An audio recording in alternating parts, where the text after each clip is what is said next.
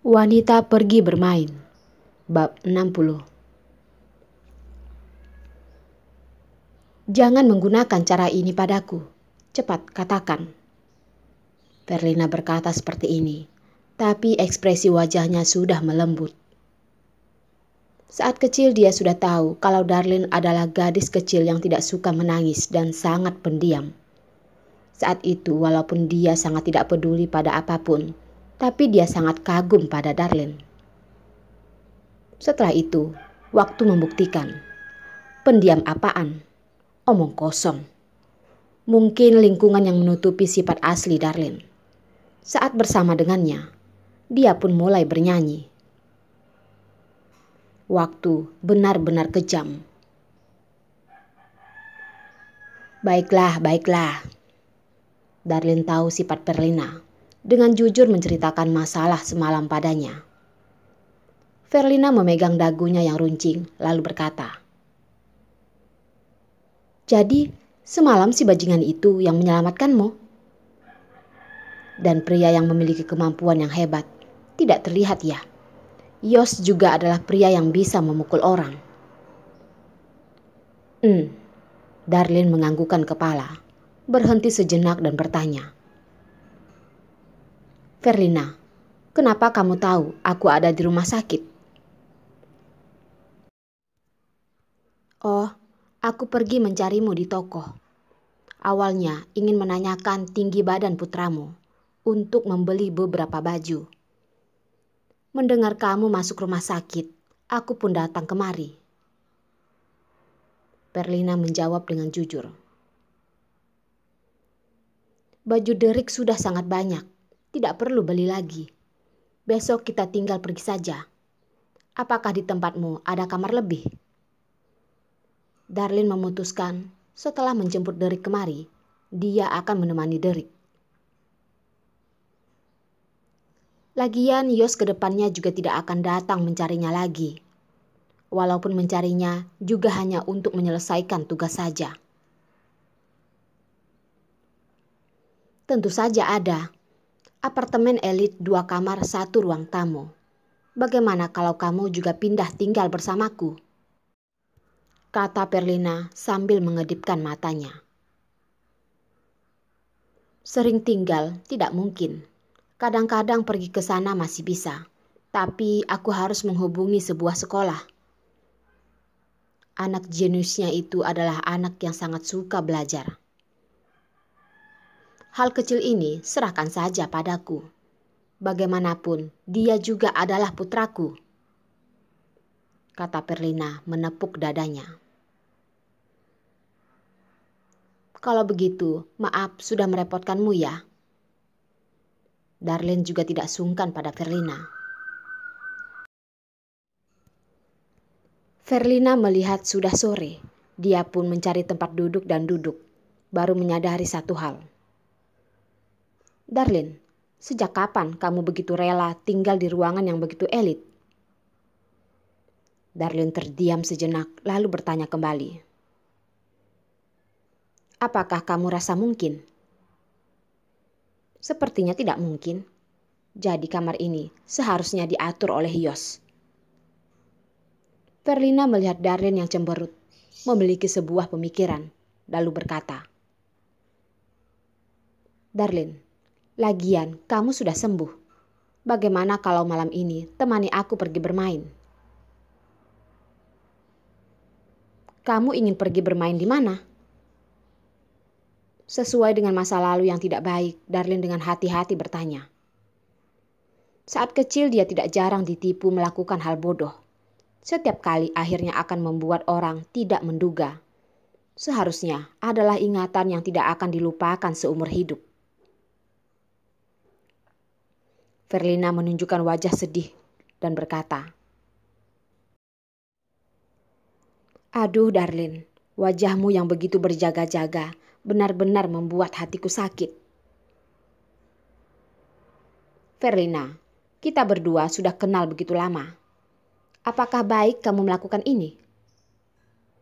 Darlene bersikeras. Dia bukanlah pertama kalinya melihat akting Verlina ini. Darlene, Kamu benar-benar membuatku sakit hati. Tidak menduga kamu menjadi begitu kejam. Verlina mendengus. Dengan tidak senang berkata, "Malam ini temani aku ke klub ya." "Tidak mau." Darlin dengan tegas menjawab. Verlina dengan tidak puas bertanya, "Kenapa?" "Kamu jelas-jelas tahu." Ucapan selanjutnya Darlin juga tidak mengatakannya lagi. Verlina sepertinya teringat sesuatu. "Darlin, kamu mengatakan masalah kemampuan minummu ya? Tenang saja, ada aku, tidak akan ada masalah." Wajah Darlin pun menjadi merah. "Pokoknya aku tidak mau pergi." Dia bukan tidak bisa minum, juga bisa minum sedikit. Tapi kalau dia mabuk, keadaan sangat sulit dikendalikan. Setelah sadar, dia juga akan melupakan semuanya. Setelah orang lain merekamnya, dia barusan tahu kalau dia mabuk ternyata seperti itu. Semenjak itu, Darlin tidak berani mabuk lagi. "Ih, jadi kamu ingin aku pergi sendirian ke tempat yang begitu kacau itu ya? Bagaimana kalau nanti aku mabuk? Bahkan orang yang bisa membawaku pulang juga tidak ada. Itu kan benar-benar menyedihkan." Verlina berkata, mengangkat tangan berpura-pura menghapus air mata. Ada awan gelap di atas kepala Darlin. Tidak tahan dengan rayuan Verlina, hanya menjawab dengan tidak berdaya. "Baiklah, aku temani kamu pergi. Tapi kita katakan dulu, aku tidak akan minum bir." "Tenang, tenang. Kita tidak minum bir. Hanya pergi bermain saja. Merasakannya saja." Verlina merasa tidak akan membiarkan orang lain menerima keuntungan. Walaupun ada orang yang sudah melamar Darlin, tapi bukankah Darlin tidak menyukainya? Pria tua di rumah yang sudah berumur 35 tahun itu masih tidak ada pasangan. Kakek sudah mengatakan, siapa yang duluan membuat orang itu mendapatkan pasangan, yang lainnya pun tidak perlu kencan buta. Sesuai dengan rencana hebat kakek, dia memutuskan memperkenalkan Darlin pada pria tua itu. Walaupun pria tua itu adalah kakaknya, sifatnya juga sedikit dingin, tapi tampangnya tidak masalah. Tidak akan playboy dan minum di luar. Yang paling penting adalah sangat bertanggung jawab. Tidak ada norma kuno dan juga tidak akan peduli kalau Darlin sudah memiliki anak. "Verlina, kenapa aku memiliki perasaan dijebak ya?" Darlin merasa merinding. Verlina menatapnya dengan tulus. "Ilusi, semua ini hanyalah ilusimu." Darlin merasa sangat tidak tenang, selalu merasa sudah dibohongi. Tapi dia sudah menyetujuinya, juga tidak bisa menyesalinya lagi. "Malam ini aku katakan pada temanku dulu, baru pergi denganmu." "Siapa? Teman yang mana? Kamu bukan ingin memanggil Jen kan?" "Kalau memanggil wanita itu ke sana, dia tidak akan setuju." "Bukan, tapi Verlina, kenapa kamu begitu tidak menyukai Jen?" Ini membuat Darlin tidak mengerti. Verlina terlihat sangat sulit dekat dengan orang, tapi tidak akan tanpa sebab membenci orang lain. Verlina mengerutkan dahi lalu berkata, "Wanita itu terlalu palsu. Dan apakah kamu merasa sangat tersiksa?" Jen memiliki sifat buruk, tapi dia tidak jahat kok." Darlin pun tidak merasa seperti itu. "Ya, kamu terus bodohlah saja. Lain kali kamu pasti akan menderita." Verlina juga tidak menjelaskan. Tunggu setelah Darlin merasakannya, dia akan mengerti betapa jahatnya wanita itu. Kalau orang tidak jahat, apakah akan sengaja mengatakan ucapan seperti itu di hadapan Darlin? Bukankah dia ingin merusak hubungannya dengan Darlin?